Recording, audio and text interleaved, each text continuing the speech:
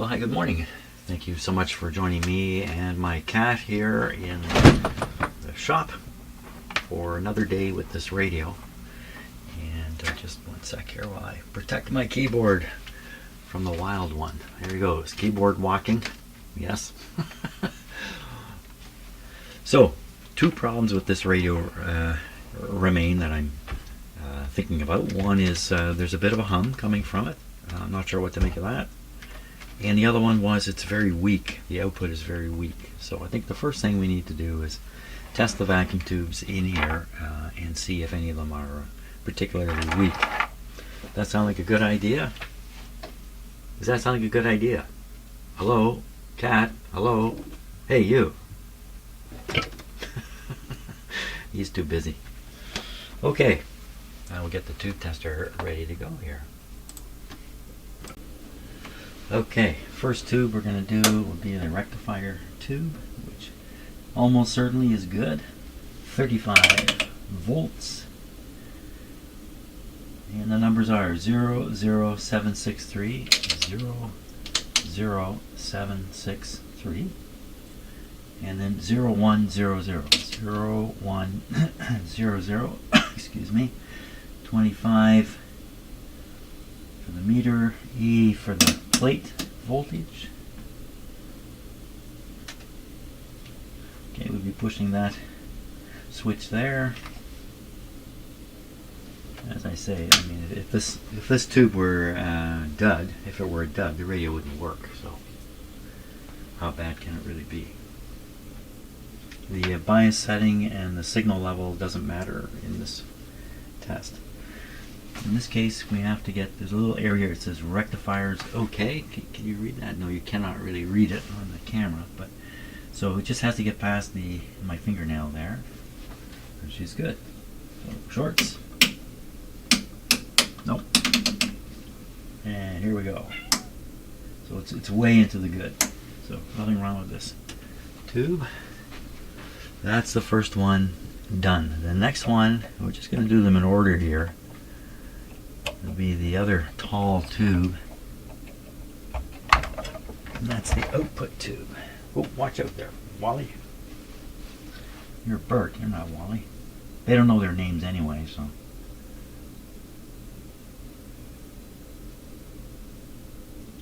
I'm looking for a positive identifier here.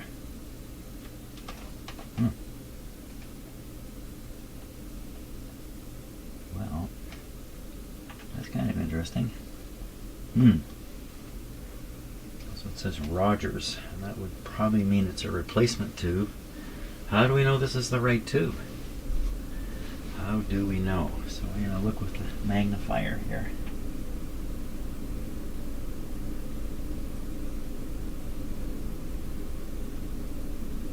Huh.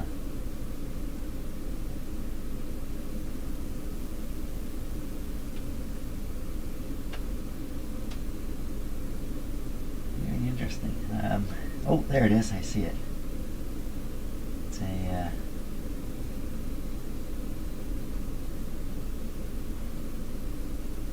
50B5 is what it is. I could read it. A 50B5. Now, is that the correct tube for this radio? Let me just take a peek. I think I have the schematic handy here. You got 50B. Yes, 50B5 is the right tube. Okay, so I don't put the wrong tube in. That might explain why it's so quiet. Hey, look, buddy, we're going to go in here and turn the light on. I got to keep the door closed. Okay, 50B5. So we'll dial up 50B5. Here it is. 47. The heater voltage, signal level 4. The bias is 16H. The numbers are 51763, 51763, 763, very popular. 4500, 4500, 31 for the meter, C for the plate voltage. Okay. 50 volts, right? Yeah, it's a 50B5.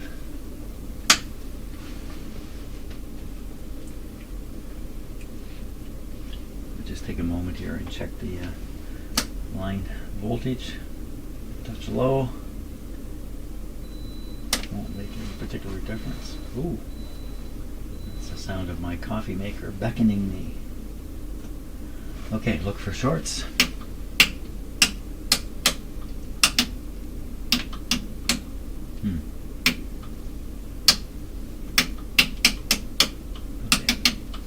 First time I did that, this did not behave its normal way, but it did on the rest. So 58B5 should come up above 1220. So that's 1,000. 1220 is about here. So it's got to beat my finger. Oh yeah. So this is not the guy who's making the radio quiet. Not this guy. Okay, next one. Next one is the is a multi-tube. It's got two distinct jobs. This is a 12AT6, 12A. Oh, it's hard to get down there. It's just right there. AT6. Well, not something you want to say over the radio to a AT6 sounds like 86. It's very hard to say it, so it doesn't sound like that. 13 volts, signal level 1. Bias is 28 with a low. 51760. 51760. 5176 0300 0300 35 F 780. It's got to get to there. So this is testing the triode portion of the tube. So the tube has 2 diodes and a triode amplifier in it.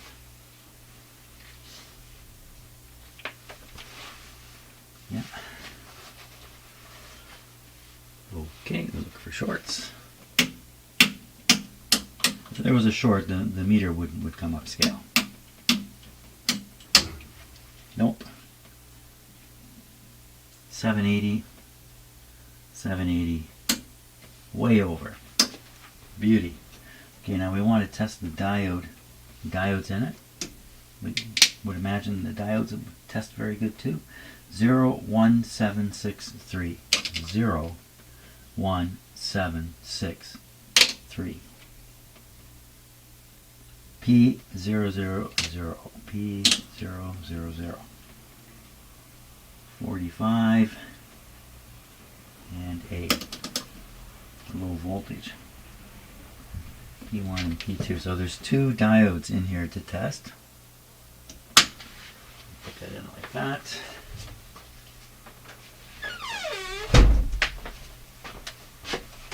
Okay. Give it a moment here. Okay, what do you say about shorts? I say no shorts. Okay, now we're doing the diode test.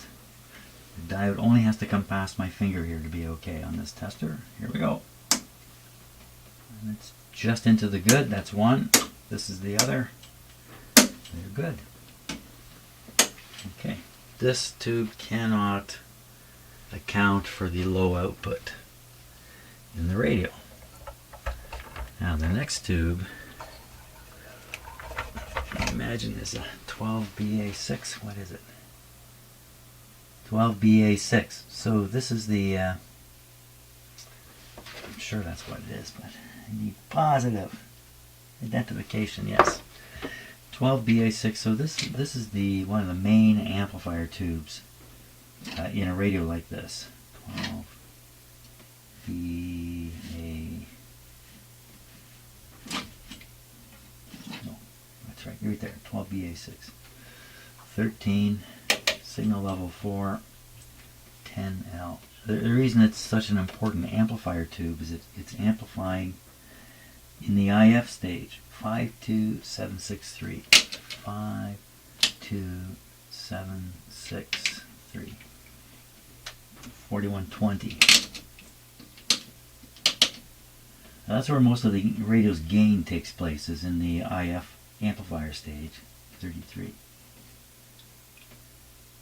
So a weak tube here would easily explain a weak radio. Okay. As I was talking, let's double check. 4, 13, 10L, 52763, 52763, 4120, 4120, 33, C. Okay.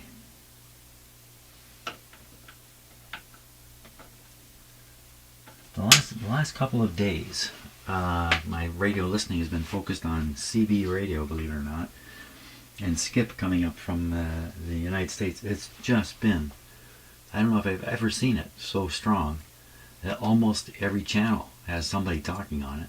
Well, that's not quite true, but it's really busy. Like usually on the CB radio on channel 6, you have these guys with big amplifiers and, you know, the illegals, and they're there quite often, and you may not hear much elsewhere. Maybe on channel 9 I hear Spanish people, Mexico or somewhere else, I don't know. And that's fairly common too. But the last couple of days, it's been channel after channel, people talking, including I'm hearing local conversations taking place somewhere in the southern states. You know, friends talking to each other. I can hear them up here in Canada with my lousy little setup.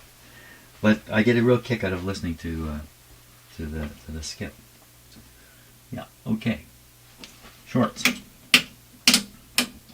No. And the test, just over my finger. So it's right. So this is a tube is getting close to the end of its life, but it also would not be responsible for such a quiet radio. We're running out of tubes here. There's only one more left. It's going to be up to this one. If it's going to be a tube, it's got to be this next one. And that would be kind of easy from my point of view. If it's a tube, that's an easy thing to sort out. So this should be a 12BE6. I just can't quite see it here. I have the lighting very low. Yeah, 12BE6. So you can see this dial face. Otherwise it just washes right out. So 12BE6, here it is. 4, 8, L, 51763, 51763. That 12BA6. Yep, 5251. Okay. I unnerved myself there for a moment. 3000. 41. I told myself I had to test all these tubes before I could get a cup of coffee, and that's why I'm working so hard at it now. Okay, C. Away we go.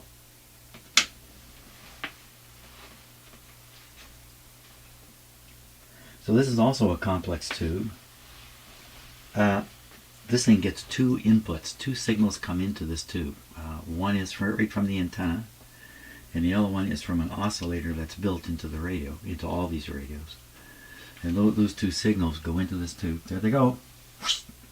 And what comes out? 4 signals come out, but actually 40 signals come out of this tube. But from then on, the radio is only sensitive to one channel or frequency, and that's 455 kilohertz or thereabouts. So the only thing coming out of this tube that ever makes it to the speaker is 455 kilohertz, and all the rest of the schmozzle is ignored. Okay, we're ready here.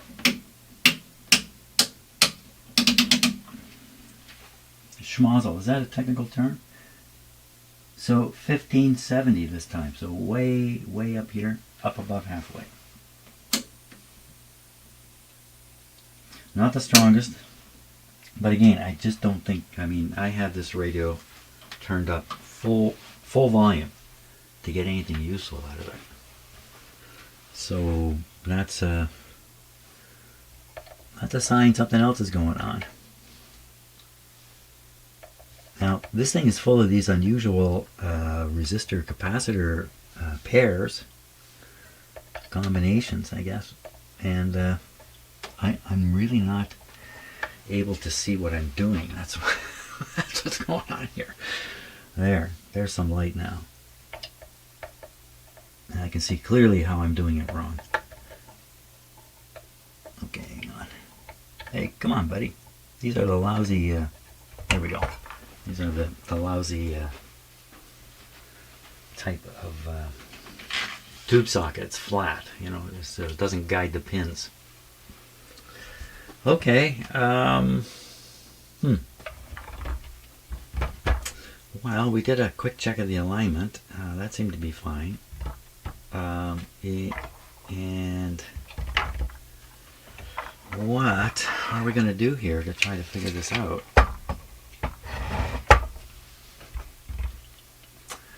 I know. My coffee machine went off, didn't it? So I'm going to go have some coffee, and that'll help me figure this thing out. Started poking around with the ohm meter here a bit. So there's a couple of important resistors here. There's this big high wattage one that's in the power supply. It's brown, green, red, so that's 1500. 1500, is that right? Let me just check. Double check here. In the power supply there should be a 1500 2 watt resistor. Here it is. So is it 1500?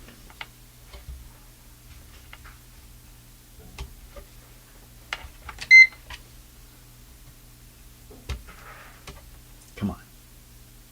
1629. So yeah, that's not bad. Here's another one right here. This is the cathode resistor, and it looks like brown. Brown, this looks kind of silvery here. I don't understand that. Brown something black. So this is literally what would that be? 18 ohms? That's very low. That's not normal. Wait a minute now. If this is if this is a black band, then there's nothing there. But this isn't right. This is too small, isn't it? What is it actually? 24. How do you get 24 out of a brown? 24 ohms.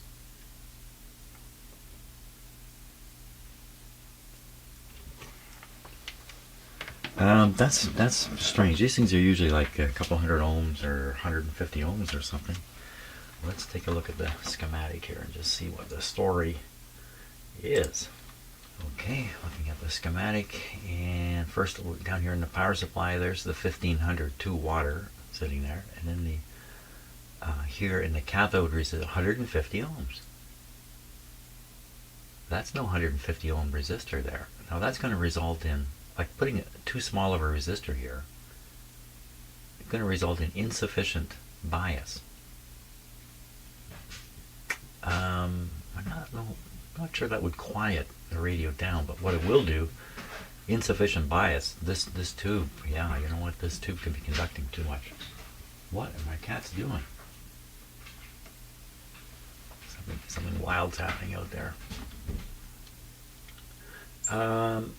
We also have this capacitor, whose job is to block the plate voltage here, which isn't very high. See, it says 35 volts. But to block any of that from getting through to here. So you have a combination of a small resistor here and a bit of charge leaking through here. You can get, this tube could be very poorly biased.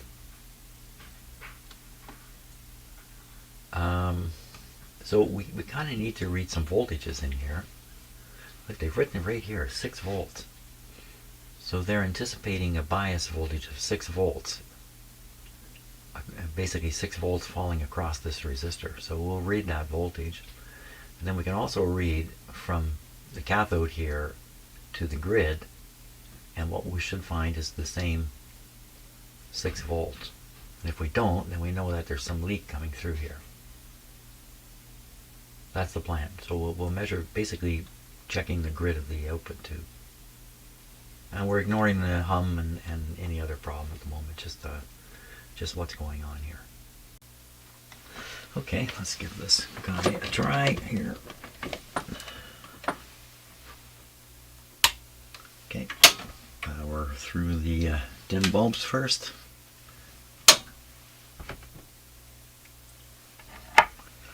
All is normal. So we'll find out what the B plus voltage is also. That could be part of the picture. Let's start with that actually. So 600 volts DC scale. You have to put this on the B minus to make these readings.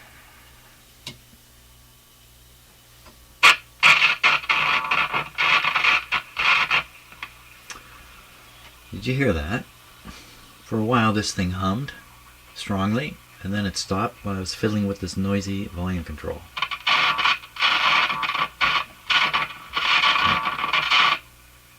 Otherwise I don't hear a hum there.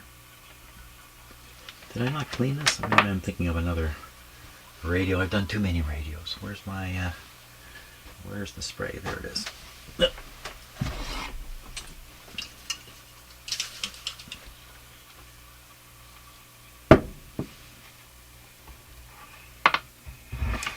Yeah, I don't like picking up radios and moving them when they're operating, because look at this one, just went off.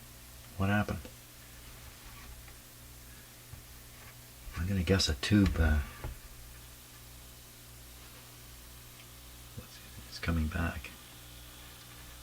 Oh my gosh, what caused that? What's a funny sound?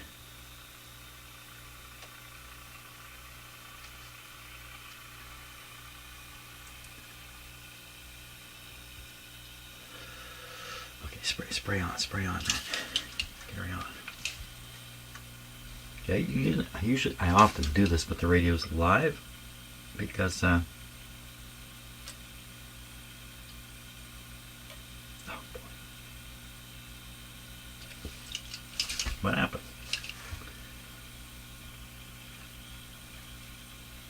Oh, son of a gun. This is a dumb bottle. Putting the thing, you know, when you push the button, you wiggle the hose. I've got some in there anyway. Okay, she sounds fine. Why did it go off? I don't know. Probably just a two pin contact. Can't work on it this way, Jim. You need to turn it over. Gotta turn it off during this process here. Well, that's interesting. If you hold the volume control and turn the radio over, you're turning the radio up or down. Back on. There's that hum.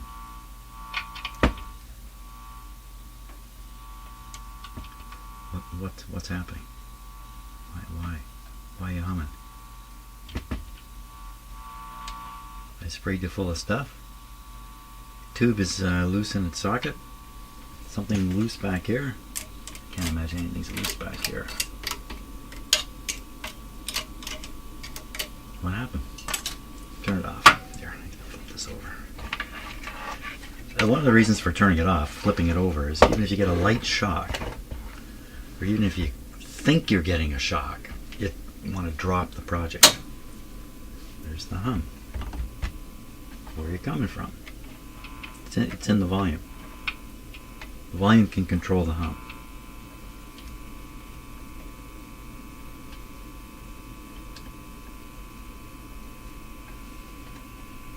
You were just lovely there for a little while. And it seemed like it was the volume control.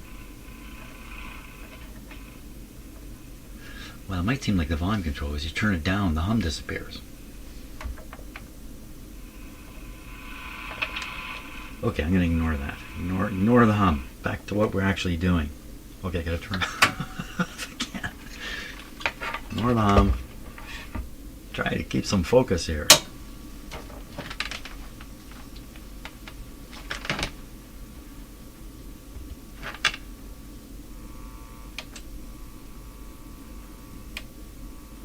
seemed to me it worked really lovely there for just a little bit.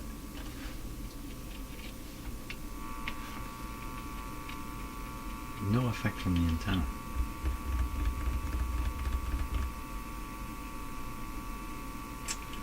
Okay, let's do what we're doing here, even though it doesn't seem to be working right. So from the B minus, and what I'm going to do is I'm going to use a clip lead here, because when you're holding two prods and they're both in critical spots, it's pretty hard to do. So we're going to go on the B minus here. There we are. Put this on here. Okay, first thing is across this resistor. Would probably be this end here.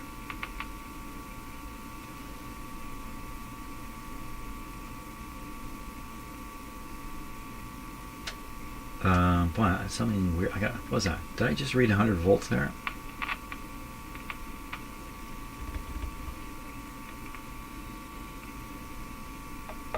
What am I doing? Doing something not right. Okay, so this is definitely on. Well, let's read the voltage down here. It's 82, and the other one 100. 101. How do you manage that? 100. What's happening? How much voltage is dropping across this resistor? 600 volt scale. Oh, yeah, that's makes more sense. I'm doing something stupid, I'm sure. 6 a little low. So we are looking for 6 volts here. 8. So we have 8. Now the cathode, I believe, is this one here. Would that be the cathode? I have to check the schematic. I want to be sure of what I'm doing here, so just bear with me. I will look myself. And it is pin number 7 is the grid, and pin number 2 is the cathode. Pin number 2 is the cathode. Okay, so unfortunately I left the schematic on the screen while I poked around here for a good 10 minutes. So I said a whole bunch of stuff. I'm going to try to repeat it now. I'm getting really weird test results. So first, B minus onto my meter. I read the voltage of the 2 filter capacitors to get the power supply voltage clear. This one reads 80, and this one 100. That seems quite normal. That's what I would expect on here. Maybe a little higher, but I think I've still got the dim bulbs in. What's happening here?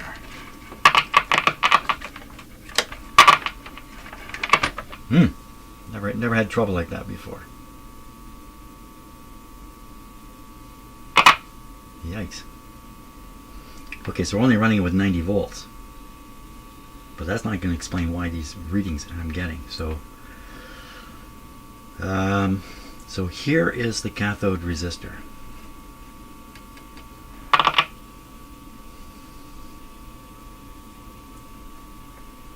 don't like it. What's going on exactly?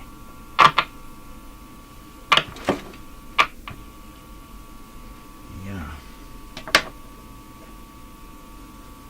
Somehow my little box here is not plugging reliably to the extension cord, and I don't know why, because it's never ever done that before in all the years I've been using it. So let's go on back to this now. Try not to get distracted. So output tube is here. The cathode resistor is, just looking at this right here. You can see 150 written on it. It should be, the cathode is pin number 2. So looking down here and counting 2. Oh, I see what I'm doing. I see what I'm doing. Right. The resistor has a capacitor. There's 3 leads there, Jim. Okay, so I'm looking at the resistor and I'm thinking, oh yeah, 2 leads, but in fact there's a capacitor wrapped around it. There's 3 leads, and I'm checking the capacitor lead. And that's why I'm getting this crazy high voltage. Whew, I'm not insane. I'm just making mistakes. Now, let's read the actual drop across the cathode resistor. I find that right in here. Ooh, ooh, ooh. What's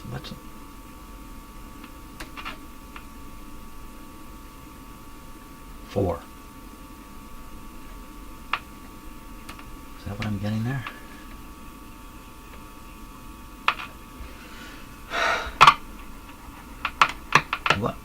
What is going on? Got to find out what is causing the excitement here. Could be this plug.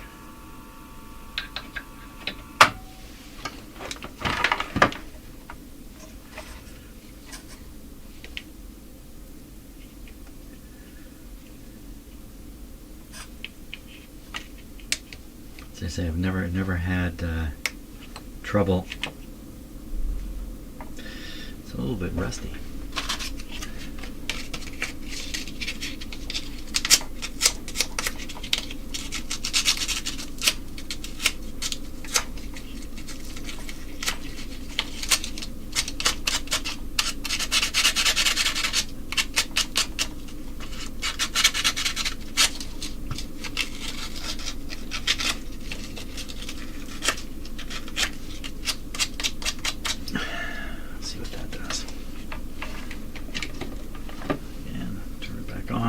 Dim bulb still.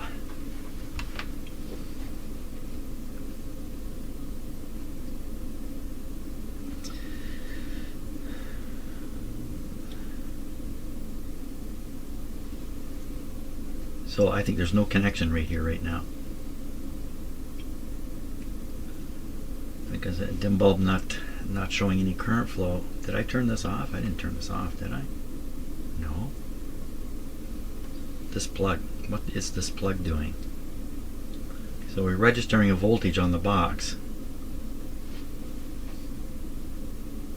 Now you should watch this meter here when I'm fiddling with this. Oh my gosh. Okay, there's something really badly wrong with this plug. Something is really wrong with it.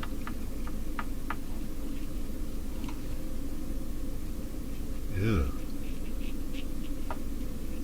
Doesn't feel very good. I think we got to put a new plug on here. Can you pull this apart? Who made this? Made in.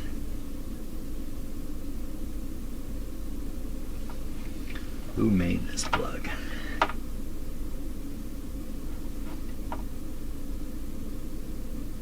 Says spring action. Pad did USA. Spring action. So you can see that this is actually a folded over. These things are actually long and then been folded over to give them the spring action. But I think there's problems further up in it, because let me hold this right up by the microphone and do what I'm doing here, because I listen to this. I think you'll be able to hear it.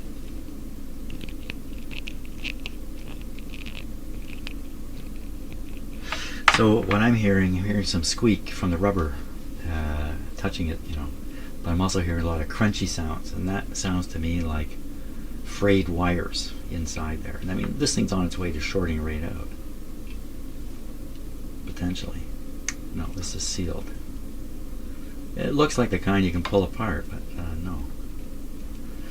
Yeah, okay, enough of that. Need a new plug. Maybe even a whole new cord on here. How good is it? It's a little stiff. How about where it goes through the thing here?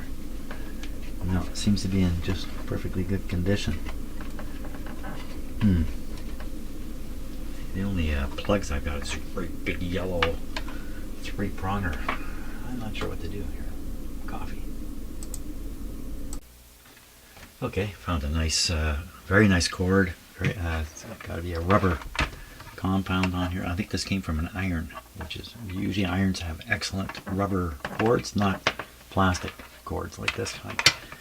So, but the problem is the insulation is thicker here, and it won't go through these little holes that are supposed to, I guess, strain relief the cord. So I'm going to try to drill out these holes a little bit bigger. It's just this brown kind of material here, and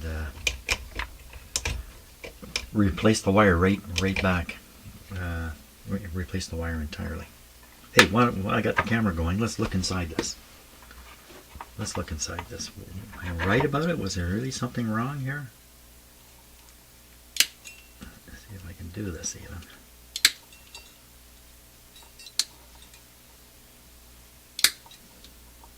Ouch.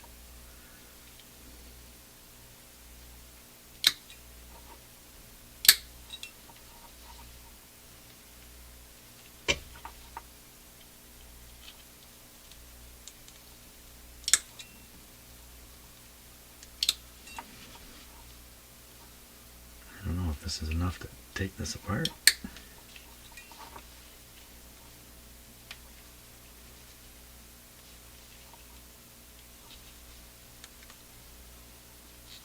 Oops.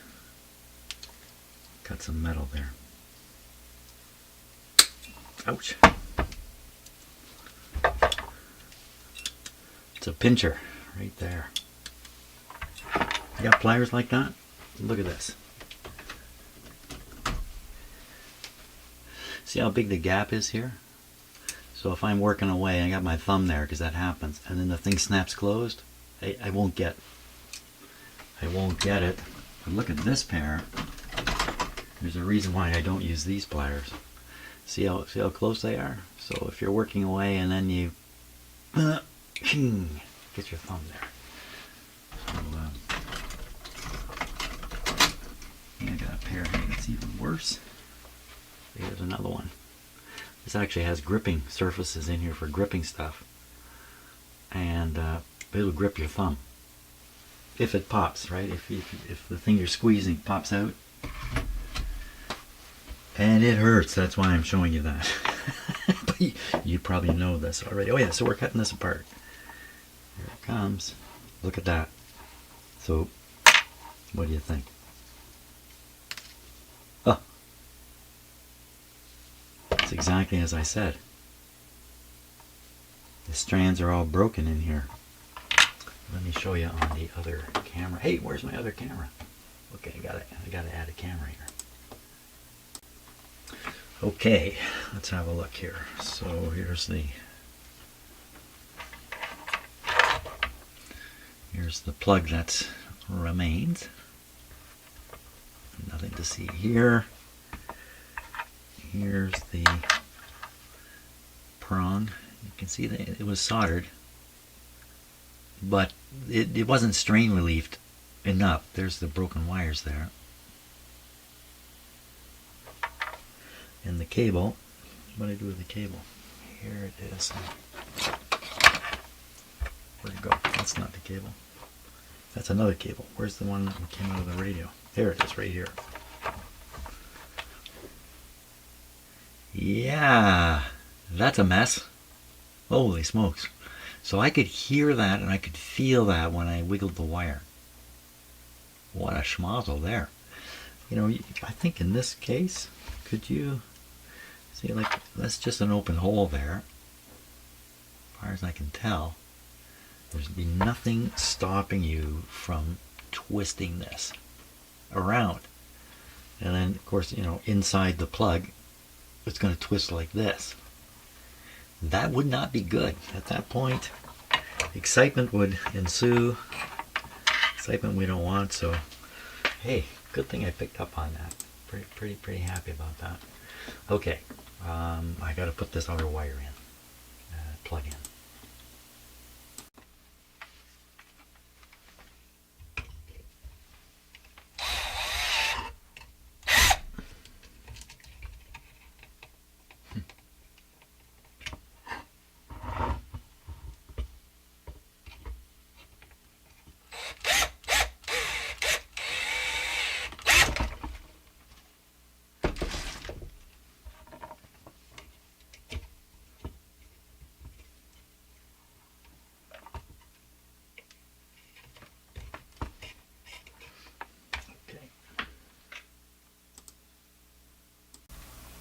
Okay, we have a nice new plug on here. A beautiful piece of rubbery wire. Let's give the radio a try. And what was I doing? What was I doing? I was measuring the voltages in the radio and getting confused while I was doing that. Okay, so turn this on. Go through the dim bulbs here. That's good. Okay.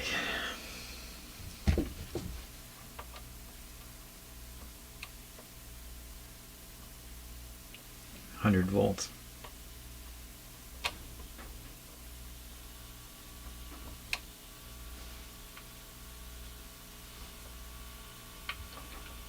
Humming right along.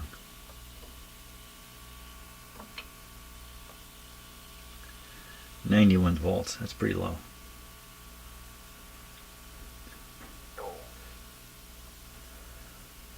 Let's give it that. The whole thing. Well, that changed. Something changed. Listen to that hum. Now, is that hum coming from this? Is it possible? It is possible. Oh my God, take that off.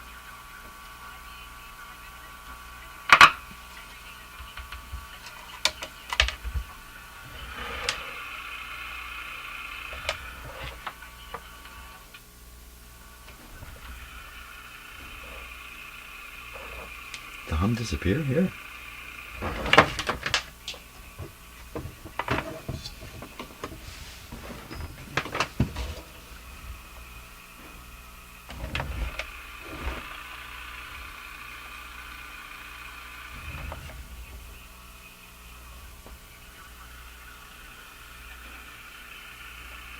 I swear the hum is disappearing. So what's happening here? I'm turning the radio. The antenna is picking a stronger signal up. The AVC is operating to bring down the sensitivity of the radio, and the hum is disappearing. Or I just can't hear the hum when there's program material coming out of the speaker.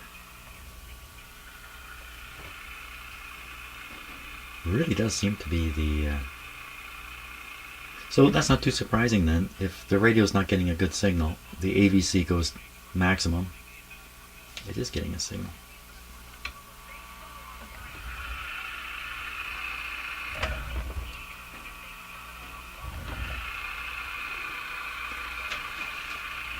Could also just be, where I'm standing and stuff. Okay, well, let's carry on what we were doing. I'll just save that observation. Okay, I'm going to put this back on the B minus.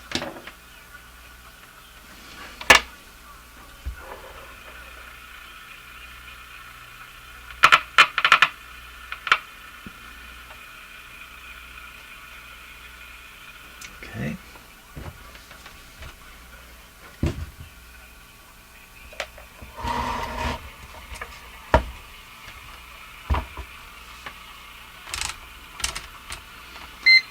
Okay, starting again with so we have 110 volts on the radio, and the B plus was 85 here last time. 98. So I think maybe I have the dim bulbs in. And then we'll look at the other one here. Now that's a good B plus, 130 for a radio like this. So now we're looking at the bias on the output tube.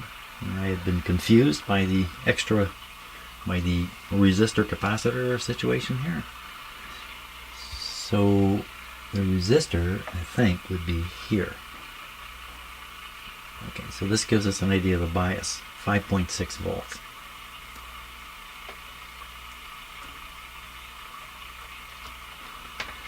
Well, it's close to what it said on the schematic. It said 6 on the schematic. Okay, what am I doing? So I'm trying to determine where this hum is coming from. And why is the radio weak? Not so weak. It's not so weak. It's not so weak, Jim. I put this new power cord on. Now it's stronger. Okay, I'm going to stop for a minute, and then we're going to try this on a better try this with a better antenna and stuff like that. Okay, here we go. So I've got this loop here, and it's attached to an external antenna that's outside. It's a powered type antenna. It's called a mini whip, in fact. So it's a long cable out to that antenna. So I'm just going to hang it here when I go to use it, but first we're going to start the radio with the antenna. And the idea is, of course, I'm transferring the signal that's being picked up by the other antenna onto this one, and then the radio gets a much better shot at things. Okay, so let's turn on the radio here. I am down in my basement where, you know, it's a little tough on an AM radio, plus I'm just surrounded by metal equipment that's grounded everywhere here, so a little bit of a what do they call that? A Faraday cage effect, sort of, maybe a bit.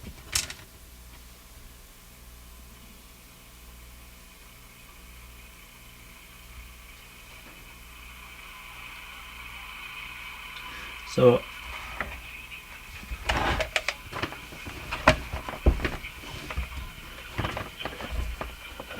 what's going on? I got this cord is so long.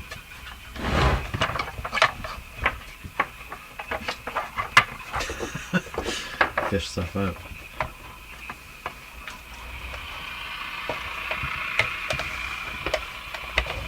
What's going on with the cord?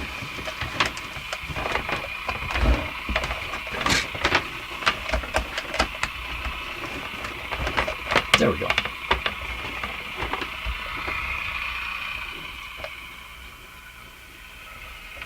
So the sweet spot's definitely right here.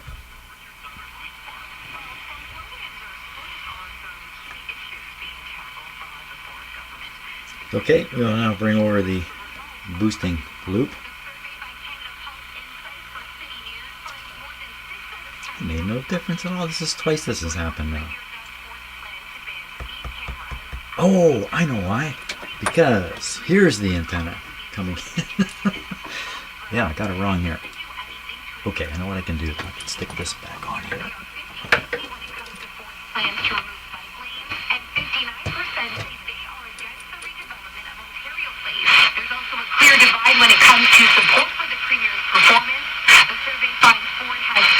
Amazing, eh?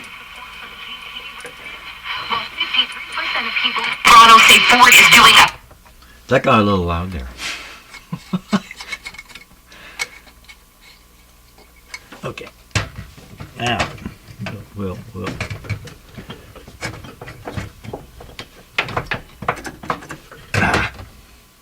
Okay, let's take this out of here. Back to this.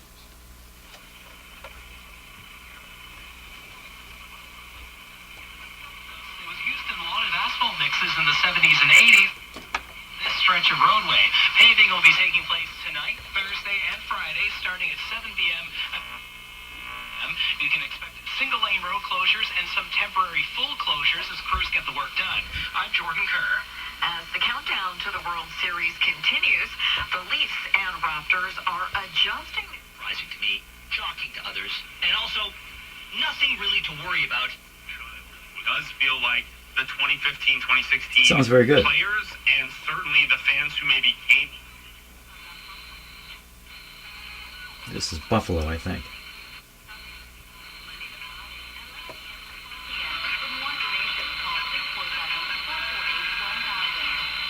Maybe not. 647. That's a Ontario phone number. No.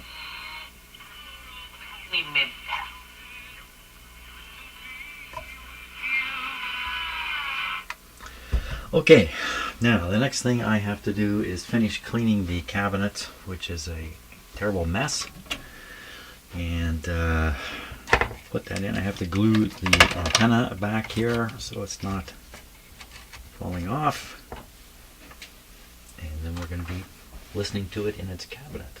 Excellent.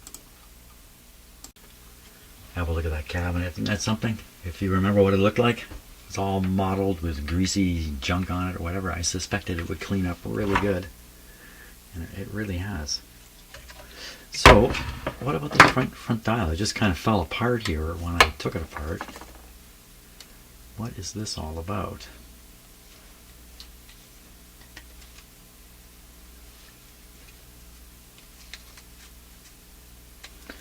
This is the bottom bump here.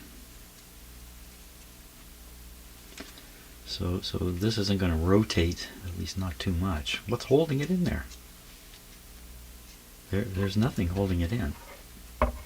See, there's a little spot there. Just sitting there? That's it? Like it fell out because there's nothing holding it in the first place. Okay, gotta go clean a few things here. Okay, let's put this back together. Now I've glued the antenna back here. Pretty sure the glue is stiff enough now. Okay, I'll put the radio in.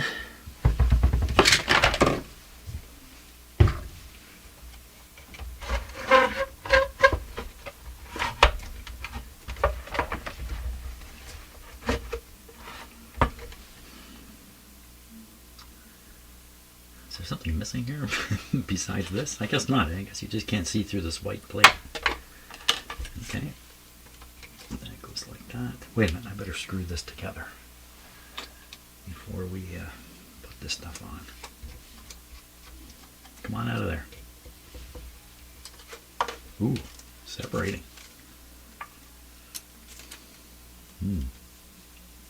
Okay, leave that alone.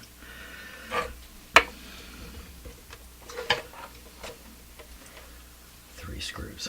And here they are, that's right. The long one's at the front, the short one at the back. I do recall.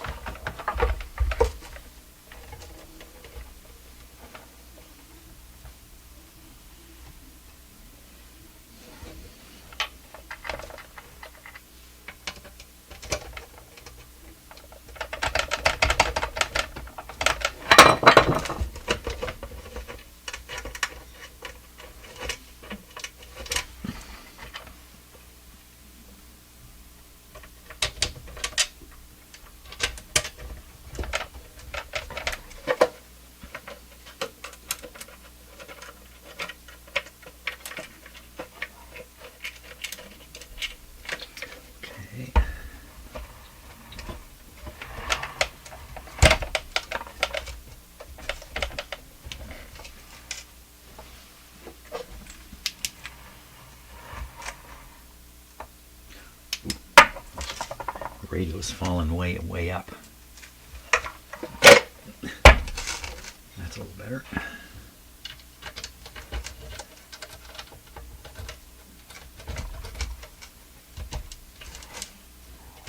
Okay, that looks good.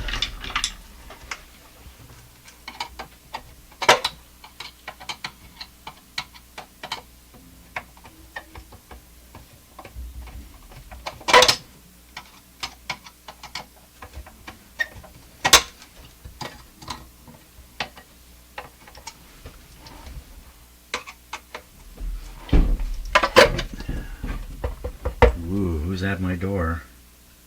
That's a cat trying to get in.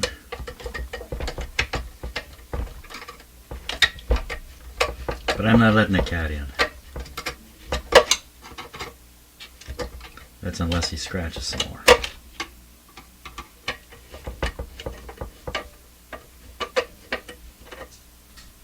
It's pretty good.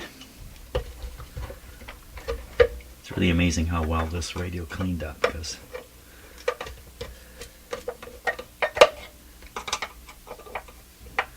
it was a mess. Remember, I kind of thought this must have been in a kitchen, like a commercial kitchen, to get as greased up as it was. There we are. Okay, now we'll try this.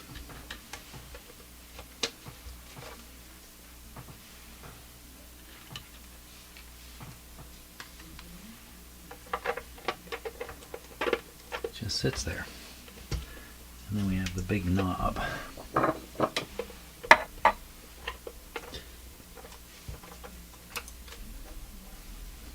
Yikes. I came all the way to the...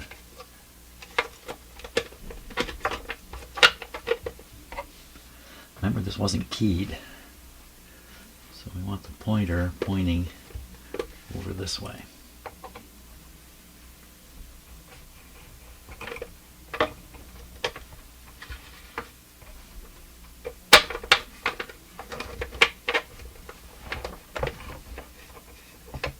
It's going to do it. Way past here. Well, that's not going to do it. Well, I can just force this, can I? Yeah, that's the thing. This is really quite loose. Okay. Oh, I didn't clean this guy. Okay, got to go clean one more knob here before we give the radio a try. Okay, I think we're ready to give him a test now. Last test, hopefully. Okay. Oop, it's already on. No, it's not on. Here we go. Dim bulbs, just in case. You never know. Everything's okay. Very good. And we want this tuned down around this area here. We'll find out how accurate this is, but you can easily slip this knob and then make it accurate. Kind of cheating in a way, but we will see.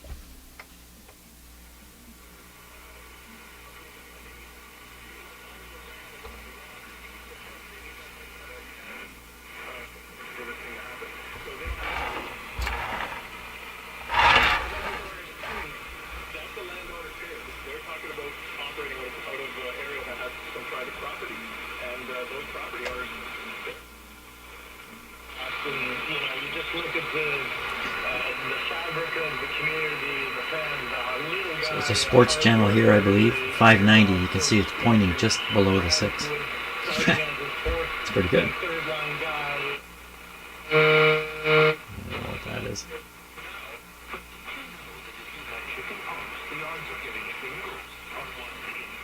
This is probably 680.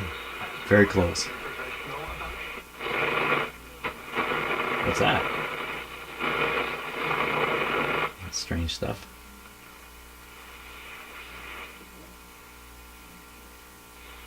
Okay, I'm looking for 860 here. Ooh, it's got a hum, all right. Okay, a little bit of boosting. Not surprised, though. No, I'm not surprised, but I mean this.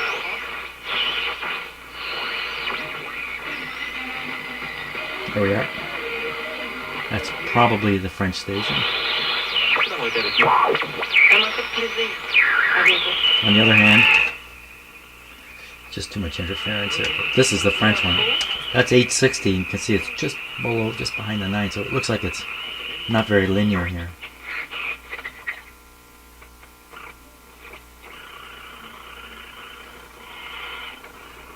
Those weird sounds. There we go. As for the hum, you know, when you tune in a program, you just can't hear the hum at all.